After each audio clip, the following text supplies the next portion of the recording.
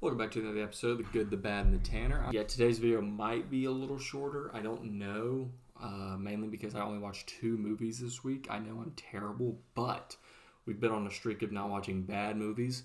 Luckily, I ended that, so we will have a bad today. However, the good kind of will just fall into the Tanner, so I'm really just going to skip the good. People are probably going to be just outraged. My 30 viewers hate me for not watching 3 movies this week, but let's skip the good. Let's jump into the bad.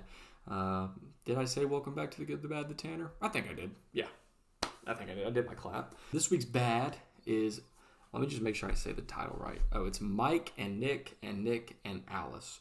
Now, I know you're like, that sounds like a bad title.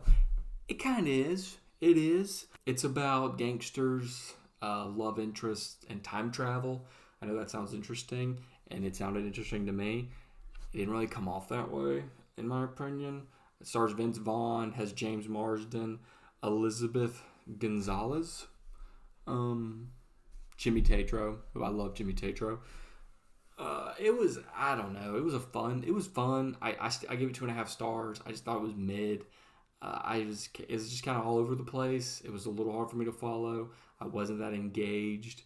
Some of the editing, just, I can see what they were going for, but it didn't really look the best, in my opinion. Still a fun movie, maybe, if you're just looking for like a turn your brain off comedy, but I didn't love it. It didn't really give me much. I did realize, though, that I love Vince Vaughn. Most of his movies I really enjoy, and there's a lot of his movies that I still need to watch. But every time he's in a movie, he's just always good. I mean, Dodgeball, Anchorman, 4 Christmases, The Internship, Anchorman 2, Freaky, Wedding Crashers, Mr. and Mrs. Smith. Like, even if he has like a small side role, he's very fun and entertaining. I like him a lot. He's in the Jurassic Park Lost World. That one's interesting. I did not know that. I'm pretty off on most of the Jurassic movies. I'm not going to lie. But this week's good mixed with this week's Tanner. Is it necessarily a movie? Which I thought, well, that kind of breaks my whole thing with this. But you know what? This is my YouTube weekly show thing that I do. I can talk about whatever I want on here. I could get on here and talk about politics. I'm never going to do that, hopefully. Unless someone wants to pay me to talk about politics, then I will talk about politics. Either side, I'll be honest, either side could pay me, and I'll talk about them. I would. Just bring the bag, and I'll do that. But it's more about a franchise, and that's going to be Harry Potter. We're going to talk about the TV series, but I did rewatch Harry Potter and the Sorcerer's Stone. Excellent movie. I love that movie. And after seeing the trailer for the new Harry Potter series that comes out later this year, I'm just less excited for it.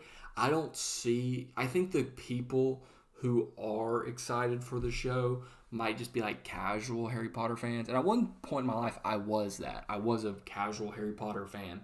Now, over the last couple years, after reading the books, I've become a little more almost like a Harry Potter adult, I dare say. I don't have a robe. I do have a wand. I can't lie. I have a wand. But I don't have a robe. And the movies mean a lot because I enjoyed them before I ever read the books. I read the books for the first time in college like 3 years ago, and since then I've now reread them, I think, every year since. They are the 7 best books, in my opinion, I've ever read. I enjoy each and every one of them. Each story improves after the next. Like, it's the overall story is one of my all-time favorites.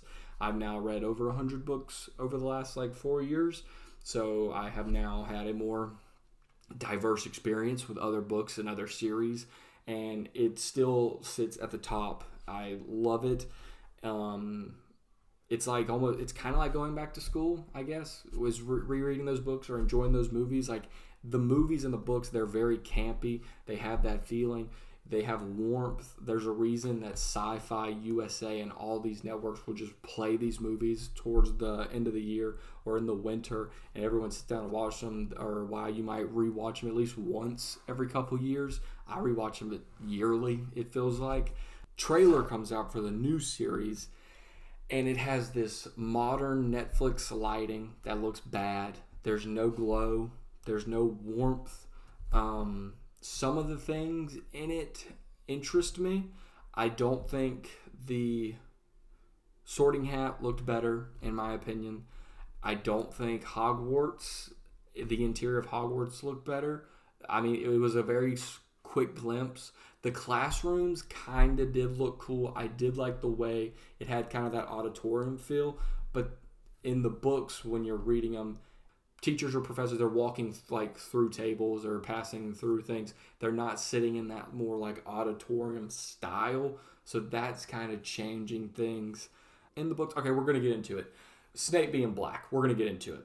I'll just be honest. I'll come out and say it. Snape can't be black. I have nothing against the actor. I have nothing against... I don't really know him. I don't think I've seen a lot of his work. He's probably a very good actor. He probably could have played another person in this franchise and done a very good performance. If your defense of the new series is, oh, it's going to be more accurate than the movies and it's going to be just like the book, and then you're like, well, Snape being black doesn't matter. Those two things can't be true at the same time. They can't be. That just doesn't make sense. You can do a page-to-screen 100% book adaptation and give everyone every minute detail, or you can change a few things for what reasons, I don't know. The movies were successful. None of the movies really flopped. They're all, people still enjoy them, still rewatch them. They still get re-released every now and then in theaters.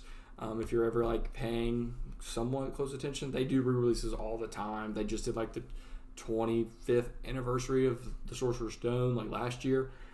So the movies were good. So the reasoning for the TV show is what exactly?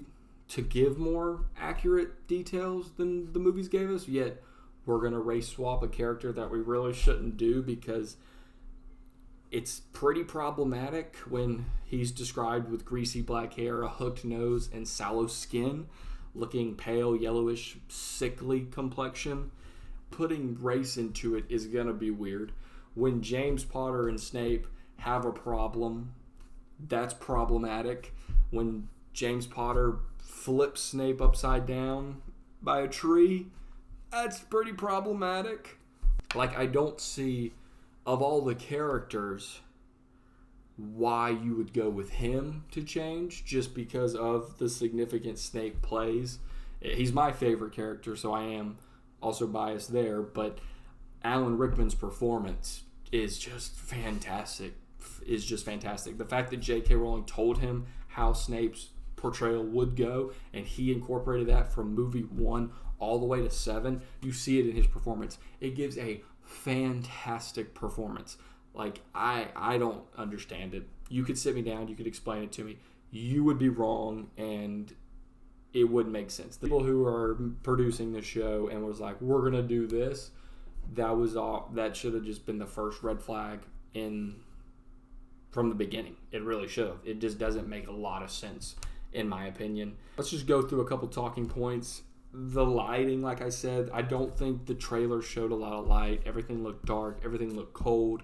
The movies portray, you watch The Sorcerer's Stone, that movie is well lit. Everything is bright. And then we go into the Chamber of Secrets. It gets a little darker. And then as we hit Prisoner of Azkaban, it gets dark and then goes complete darkness. The movies get darker because the books get darker. We can't start the series off dark. By the time we get to the end, the TV might as well just be off. We'll just be watching a Black Mirror at that point. Like, you can't do that. It needs to be warm. It needs to be campy. It needs to be like a children's story that it is. And yes, I know that. And yes, I'm a fan of it. I don't care. I watched the movies when I was a kid, and then I didn't read the books till I was older.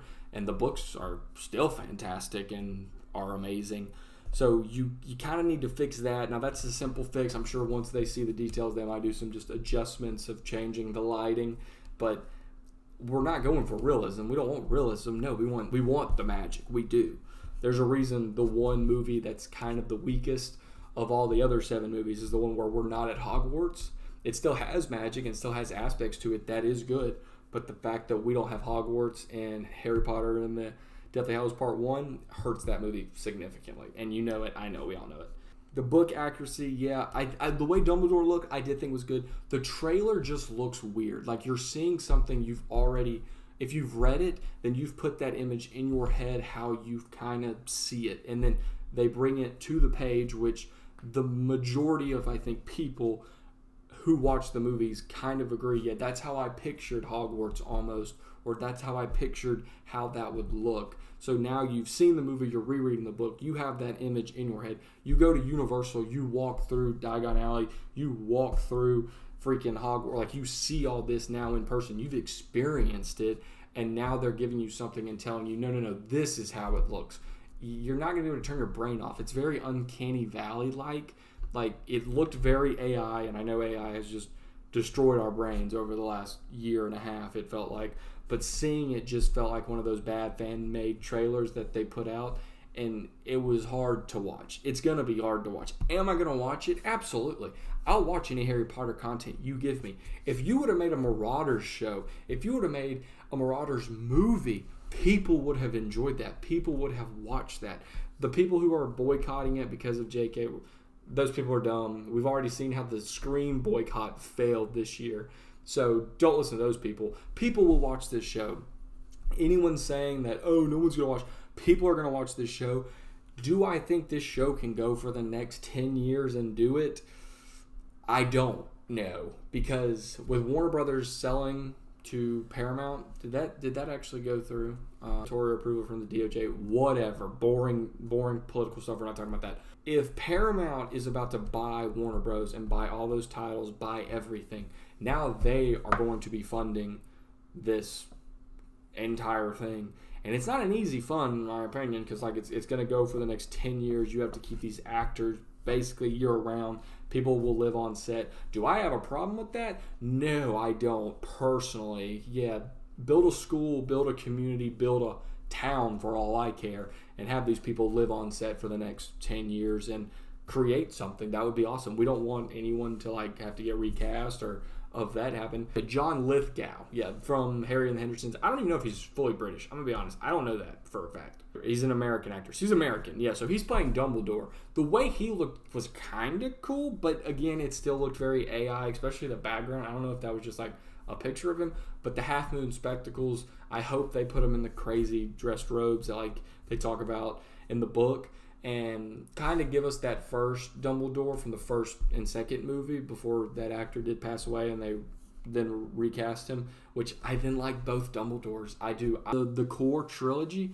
I mean, I think you could get any redhead from Great Britain to play Ron. It might be the best casting actor job in the history of the world. Is to be the number 2 in Harry Potter, where you really don't have that much to do, and just to be that guy, like that's probably one of the best jobs ever. The Hermione casting, I think she's pretty good. Went for a more book accurate Hermione, which is okay because when they casted Emma, but even JK was like, Emma Stone was too beautiful even as a little girl to have been casted as Hermione, but she was already casted. There was nothing she could do. But JK over the phone was like, oh, this is definitely Hermione Granger for the first time talking to her. But the way Hermione looks, her voice, everything, she looks fine. I think she'll be a good Hermione. I just think the Snape casting was a bad choice. I personally do. I think you could have given that, you could have race swapped a ton of other characters. It's hard to, they wanted to race swap Hermione, which that one's kind of problematic too. I think Hermione and Snape are the two casting you really can't race swap to the most part. I mean, obviously like Harry, Ron, those two you can't because of the Weasleys and the red hair, and then Harry is like green eyes and white, like that one would be hard too. So like there's just a certain characters you really can't do it to, versus there are characters where this could have been an option for representation or anything, but again, book accuracy and then the changing of characters, that can't be in the same conversation or even your same point. And it'll be interesting to see what they do. I will be watching, of course, and I hope you enjoy it, but I'm also stocking up on a lot of, like, I thrifted 2 DVDs this week. Sorcerer's Stone. That's what I watched. I watched it on DVD because, physical media is back. And I watched Chamber of Secrets. I'm getting the DVDs hopefully just this year, trying to kind of collect them all up. I think I have owned them before, maybe. I don't know for sure. But I'm trying to get those because I feel once Christmas rolls around, they're probably going to take it off streaming because it would be hard to do. It'll be on Peacock or it'll be on HBO Max. It'll be on one of them. It might be on Paramount by then. Who knows if they combined the merger. I mean, we really have no idea. But I do think they might make it a little harder for you to watch them just because they're going to want to push you towards the new Harry Potter, obviously. So if you're trying to plan a big rewatch towards the end of the year, you might want to stock up on DVDs. And, give the new show a shot. We'll see how it goes. And like I said, I'll be watching. Hopefully next week I watch 3 movies this week, and I can talk about just 3 movies, and we can gotta get back to a better pace because at this point, I don't know what I'm doing. I'm letting people down. I really am. But I do have a video planned this week I'm hoping to do. It's going to be called owners meeting, business meeting, quarterly meeting. I don't really know how to describe it other than this is just a hobby of mine. It's something I like to do. I like editing videos, making videos. It gets me to watch movies. It gets me to read books. And even though I've only done 1 book video, and that was the Narnia video. So I'm kind of slacking, even though I've read a lot of books. I'm up to 12 books this year, and I haven't done another book video, so I am lazy. But this is kind of just all the places I upload my videos, all the content I make. I track it all. Big numbers guy.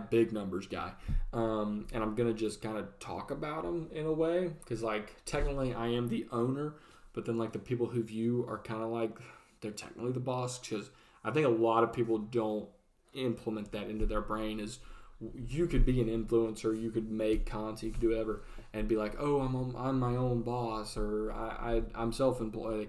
No, your boss is the people watching you. It's the people who are dedicating their time to watch anything you make.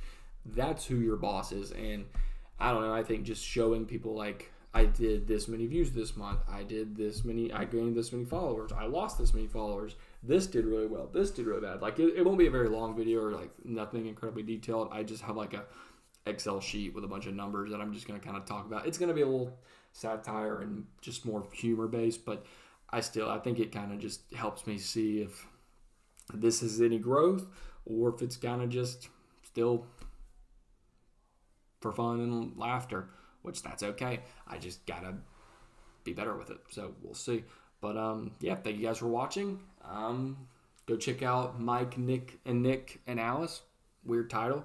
And go watch the Harry Potter trailer and just tell me if you think differently. Tell me if I'm an idiot. I might be dumb. You can say whatever you want. I don't really care. I'll comment back to anyone. I think some other creative choices could have been made, which would have helped the Harry Potter series versus kind of just starting it off already rocky, and it's only a teaser trailer we've gotten so far.